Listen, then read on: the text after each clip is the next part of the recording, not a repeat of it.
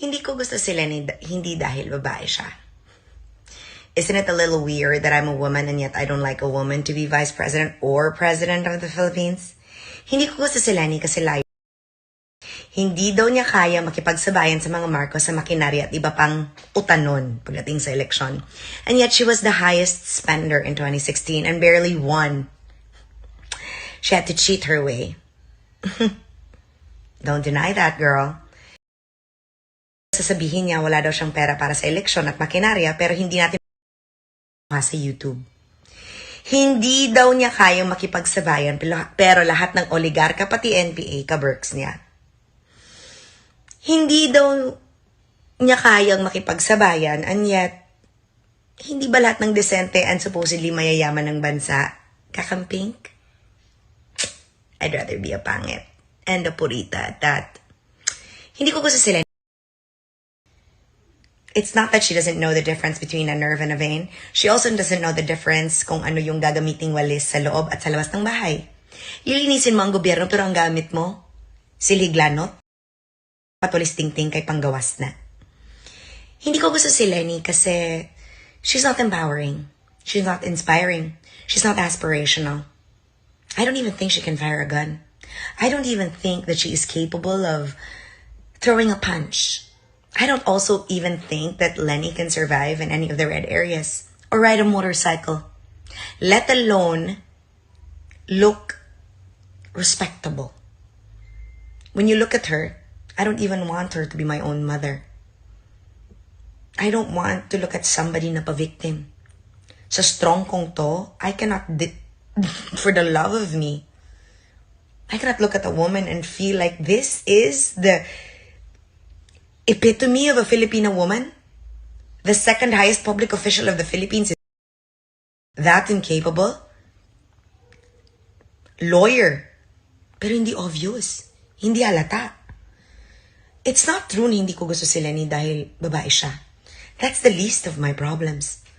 Ang worry ko, she's the kind of woman that makes us all look incapable, weak, small. But then when we look at Ma'am Sara, it's a glimmer of hope that in a few months, we will be replaced with the best vice president this Philippines or the Philippines will ever have. Yay! A kind of woman who's also a lawyer. Dang, and she's smart. An army reservist. Capable of so many things. A mother, a wonderful wife, and a public servant who is more effective as a mayor than the actual vice president of the Philippines. So would you like me to go on and on and on? But then again, anong sasagot niyo sa akin? That I had a photo with her in 2015? Si Leni? Well, marami kaming nabudol. But at least, yung sindami na nabudol ni Leni, ang sindami din ng mga tao na ibobota si Ma'am Sara para manalo at palitan siya. Ingat! Shine bright up all night, we're never slowing down. Fall in love, drunk mistakes, we're bound to hit the ground.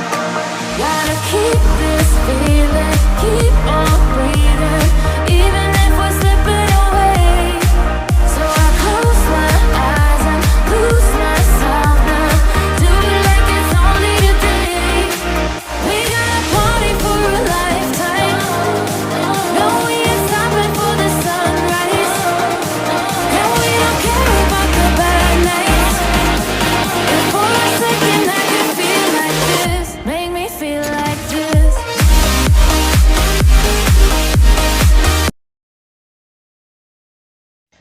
Good morning, guys! I'm gonna start today by talking about Pastor Kibuloy. Yeah. So, many of you might have heard, he has mentioned me quite a few times in many of his sermons. And I feel very blessed every time he does that. And syempre nakita niyo naman din yung prayer ko sa kanya. And siguro na-postpone pa yon at hindi pa niya maisasagot ngayon dahil marami pa siyang ibang hinaharap na mga problema. And speaking of problema, gusto ko lang kasing klaruhin sa mga tao na hindi nakakaintindi bakit ko sinusuportahan si Pastor Kibuloy. It's not that I'm a part of his church. Hindi po ganyan. I'm a Catholic. I will never denounce me being a Catholic to move to another religion or belief. Ang sa akin lang naman kasi, if you really look at the onset of the cases na ipinupukol sa kanya, yung paninira na ipinupukol sa kanya, ano ba ang basis dyan? Diba? Ano ang basis? Kailan ba nagsimula yan? Diba? Laging may rason kung bakit sinisiraan ang isang tao. Dalawa lang yan. It's either sinisiraan siya because gustong maging siya, or sinisiraan siya dahil may something sa kanya na hindi nila makuha-kuha.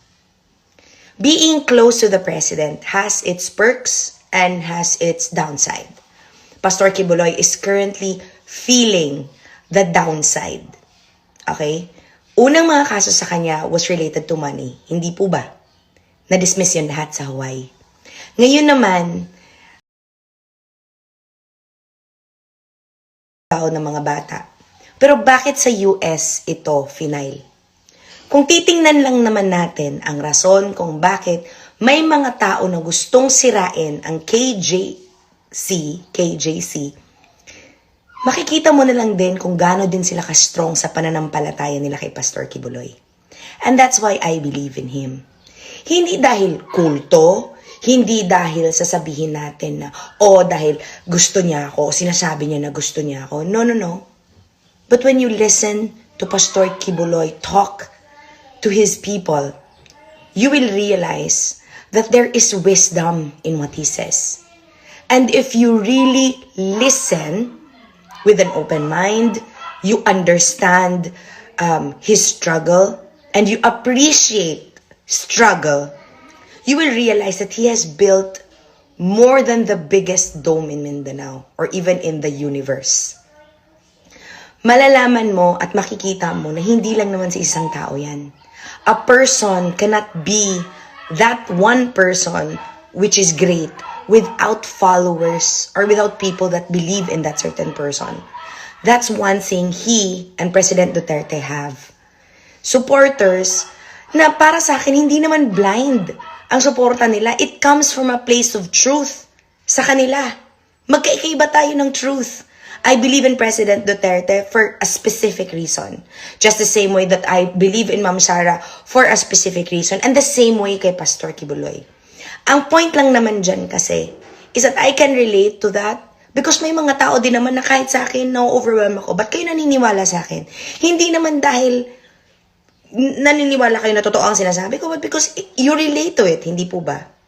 And to me, that's what happens when I listen to Pastor Kibuloy. That's what happens kung bakit I pray for him. I pray for him because I believe that lahat ng nangyayari sa kanya ngayon are attacks that are deliberate and that they are being done because may mga nagagalit sa kanya, may mga nagagalit sa presidente at dinadaan sa kanya, which is nangyari na rin sa akin yan. And dahil election season naman ngayon. So marami talagang mangyayaring siraan, maraming mangyayaring mga bagay na gagawan-gawan ka ng istorya. I've been a victim of that. Paano na lang kaya si Pastor Kibuloy na from the start pa talaga of President Duterte being president? Di ba? So sa akin lang, I want to make this video dahil alam ko naman na may kagagawa ng CPP, NPA, NDF sa kagaguhan na ito na ginagawa kay Pastor Kibuloy. Pangalawa, huwag po tayong magpalinlang sa mga taong nais lamang manira ng bansang ito. At pangatlo, kung totoo man na hindi dapat pinakikinggan si Pastor Kibuloy, then what will you say to the millions who listen to him, who have been touched by his word, by the grace that he gives them? Kanya-kanya yan. We all have our ways to connect with people. But if you are a bad person, that connection will never bear fruit, bear good fruit. And I hope that we realize that our words have power. And in this case, Pastor Kibuloy's words have power. Good morning. Mwah. Ingat.